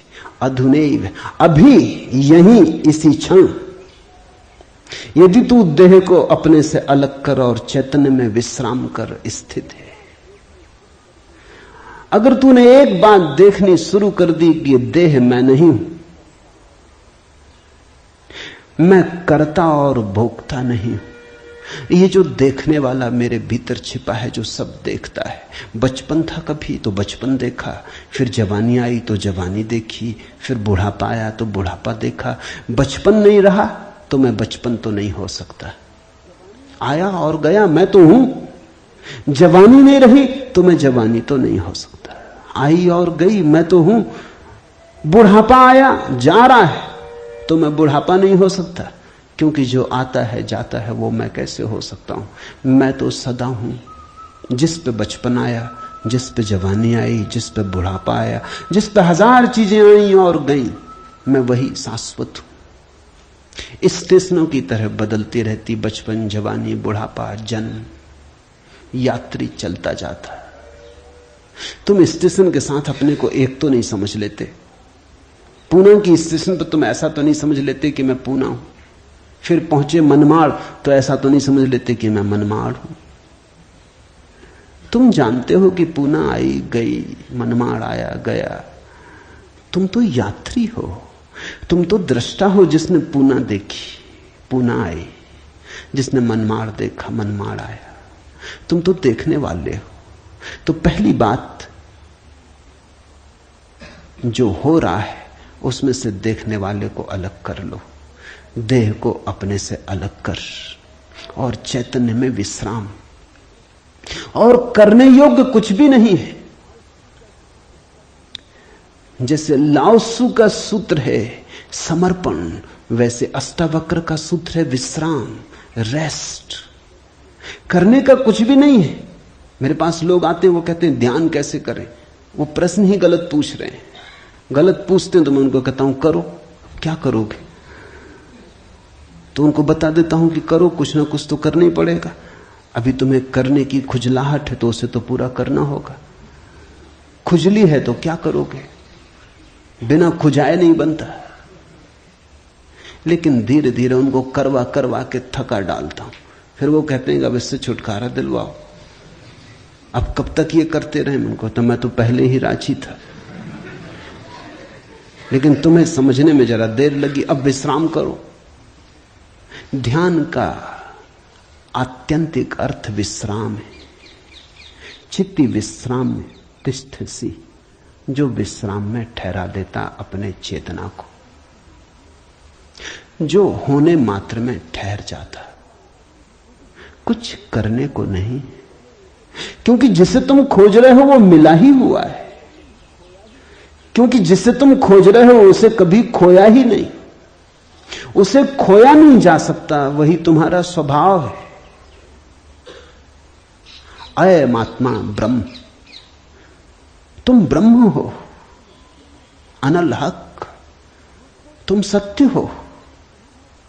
कहां खोजते हो? कहां भागे चले जाते हो? अपने को ही खोजने कहां भागे चले जाते हो? रुको, ठहरो। परमात्मा दौड़ने से नहीं मिलता, क्योंकि परमात्मा दौड़ने वाले में छिपा है। परमात्मा कुछ करने से नहीं मिलता, क्योंकि परमात्मा करने वाले में छिपा है। परमात्मा के होने के लिए कुछ करने की जरूरत ही नहीं, तुम हो ही। इसलिए अष्टावक्र कहते हैं चित्ती विश्राम में विश्राम करो, ढीले छोड़ो अपने को, ये तनाव छोड़ो। कहां जाते? कहीं जाने को नहीं, कहीं पहुंचने को नहीं। और चैतन्य में विश्राम, तो तू अभी ही इसी क्षण अधुनैव सुखी शांत और बंध मुक्त हो जाएगा। अनूठा है वचन, नहीं कोई और शास्त्र इसका मुकाबला करता है। तू ब्राह्मण आदि वर्ण नहीं, और न तू कोई आश्रम वाला है, और न आंख आदि इंद्रियों का विषय। असंग और निराकार तू सबका विश्व का साक्षी है, ऐसा जानकर सुखी हो। अब ब्राह्मण कैसे टीका लिखे?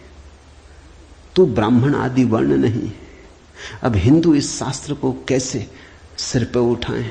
क्योंकि उनका तो सारा धर्म वर्ण और आश्रम पे खड़ा है। और ये तो पहले से ही अष्टावक्र जड़ काटने लगे। वो कहते हैं तू कोई ब्राह्मण नहीं है, न कोई शूद्र है, न कोई क्षत्रिय है। ये सब बकवास है, ये सब ऊपर के आरोपण है, ये सब राजनीति और समाज का खेल है। तू तो सिर्फ ब्रह्म है, ब्राह्मण नहीं, क्षत्रिय नहीं, शूद्र नहीं। तू ब्राह्मण आदि वर्ण नहीं, और न तू कोई आश्रम वाला है, और न तो यह है कि तू ब्रह्मचर्य आश्रम में है कि गृहस्थाश्रम में है कि वानप्रस्थ की संन्यास। कोई आश्रम वाला नहीं है। तू तो इन सारी स्थानों के भीतर से गुजरने वाला दृष्टा साक्षी। अष्टावक्र की गीता हिंदू दावा नहीं कर सकते हमारी। अष्टावक्र की गीता सबकी है। अगर अष्टावक्र के समय में मुसलमान होते, हिंदू होते, ईसाई होते, तो उन्होंने कहा होता न तू हिंदू है, न तू ईसाई है, न तू मुसलमान है। अब ऐसे अष्टावक्र को कौन मंदिर बनाए? इसके लिए कौन इसके शास्त्र को सिर पे उठाए? कौन दावेदार बने? क्योंकि ये सभी का निषेध कर रहे हैं। मगर ये सत्य की सीधी घोषणा है, असंग और निराकार तू सबका विश्व का साक्षी है, ऐसा जानकर सुखी हो। अष्टावक्र ये नहीं कहता कि ऐसा तुम जानोगे तो फिर सुखी होगे। वचन को ठीक से सुनना। अष्टावक्र कहते हैं ऐसा जानकर सुखी हो। न त्वम विप्रादिको वर्णो नाश्रमी नाक्ष गोचरा असंगो असि निराकारो विश्व साक्षी सुखी भव। सुखी भव, अभी हो सुखी। जनक पूछते हैं कैसे सुख होगा, कैसे बंधन मुक्ति होगी, कैसे ज्ञान होगा। अष्टावक्र कहता है अभी हो सकता, क्षण मात्र की भी देर करने की कोई जरूरत नहीं है। इसे कल पर छोड़ने का कोई कारण नहीं, स्थगित करने की कोई जरूरत नहीं।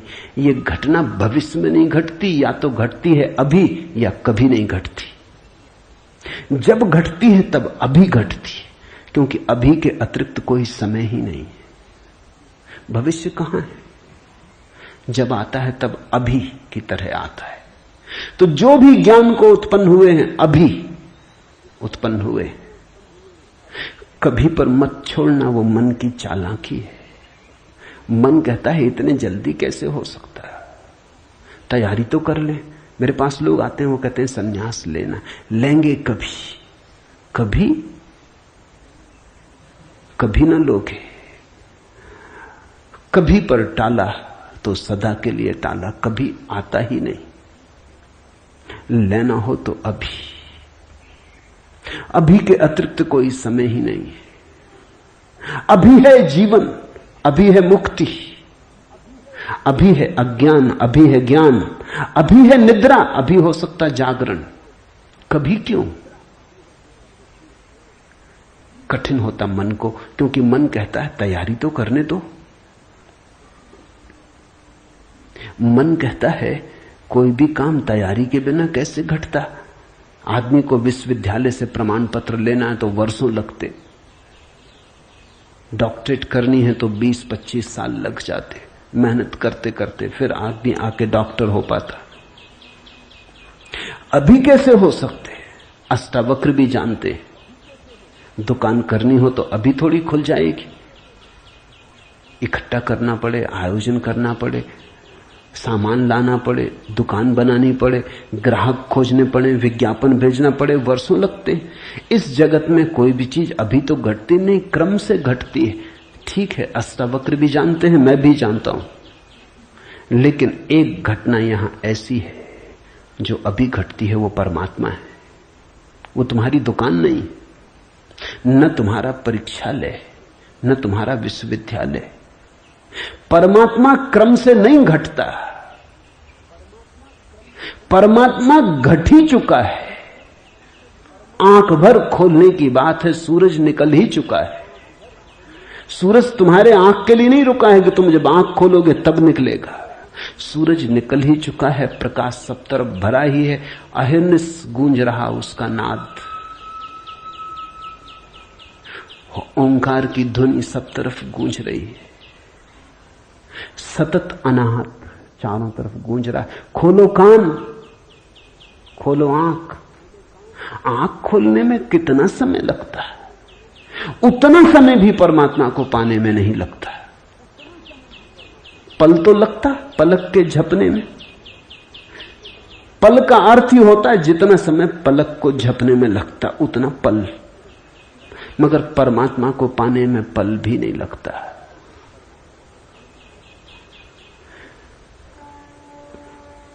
विश्व साक्षी असंगो वसी निराकारो सुखी भव। अभी हो सुखी। उधार नहीं है अष्टावक्र का धर्म, नगद, कैश।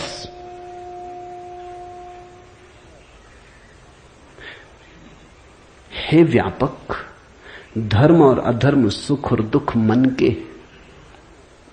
धर्म और अधर्म, सुख और दुख मन के, तेरे लिए नहीं।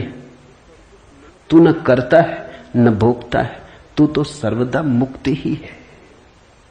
मुक्ति हमारा स्वभाव है, ज्ञान हमारा स्वभाव है, परमात्मा हमारा होने का ढंग है, हमारा केंद्र है, हमारे जीवन की श्वास है, हमारा होना है। धर्मो अधर्मो सुखम दुखम मान सानी नते विभो। अष्टावक्र कहते हैं, हे व्यापक, हे विभावान, हे विभूति संपन्न, धर्म और अधर्म, सुख और दुख मन के, ये सब मन की ही तरंगे। बुरा किया, अच्छा किया, पाप किया, पुण्य किया, मंदिर बनाया, दान दिया, सब मन के। न कर्तासी न भोक्तासी मुक्त एवासी सर्वदा। तू तो सदा मुक्त है, तू तो सर्वदा मुक्त है। मुक्ति कोई घटना नहीं है जो हमें घटानी। मुक्ति घट चुकी है हमारे होने में। मुक्ति से बना है ये अस्तित्व, इसका रोआ रोआ रंच रंच मुक्ति से निर्मित है। मुक्ति है धातु जिससे बना है सारा अस्तित्व। स्वतंत्रता स्वभाव है, ये उद्घोषणा। बस समझी कि क्रांति घट जाती है, समझने के अतिरिक्त तो कुछ करना नहीं। ये बात ख्याल में उतर जाए, तुम सुन लो इसे मन भर के बस। तो आज इतना ही कहना चाहूंगा। अष्टावक्र को समझने की चेष्टा भर करना। अष्टावक्र में करने का कोई इंतजाम नहीं है, इसलिए तुम ये मत सोचना कि अब कोई तरकीब निकलेगी जो हम करेंगे। अष्टावक्र कुछ करने को कहते ही नहीं। तुम विश्राम से सुन लो, करने को कुछ होने वाला ही नहीं है। इसलिए तुम कॉपी वगैरह नोटबुक लेके मत आना कि लिख लेंगे, कुछ आएगा सूत्र तो नोट कर लेंगे, करके देख लेंगे। करने का यहां कुछ काम ही नहीं है। इसलिए तुम भविष्य की फिक्र छोड़ के सुनना, तुम सिर्फ सुन लेना। तुम सिर्फ मेरे पास बैठ के शांत भाव से सुन लेना, विश्राम में सुन लेना। सुनते सुनते तुम मुक्त हो जा सकते हो। इसलिए महावीर ने कहा है कि श्रावक मुक्त हो सकता है सिर्फ सुनते सुनते। श्रावक का अर्थ होता है जो सुनते सुनते मुक्त हो जाए। साधु का तो अर्थ ही इतना है कि जो सुन सुन के मुक्त ना हो सका, थोड़ा कमजोर बुद्धि का है, कुछ करना पड़ा। सिर्फ कोड़े की छाया काफी न थी, घोड़ा जरा कुजात है, कोड़ा फटकारा तब थोड़ा चला, या मारा तो थोड़ा चला। छाया काफी है, तुम सुन लेना, कोड़े की छाया दिखाई पड़ जाएगी। तो अष्टावक्र के साथ एक बात स्मरण रखना, कुछ करने को नहीं है, इसलिए तुम आनंद भाव से सुन सकते हो। इसमें से कुछ निकालना नहीं है कि फिर करके देखेंगे। जो घटेगा वो सुनने में घटेगा। सम्यक श्रवण सूत्र है। अधुनैव सुखी शांतो बंध मुक्तो भविष्यसि। अभी हो जा मुक्त, इसी क्षण हो जा मुक्त।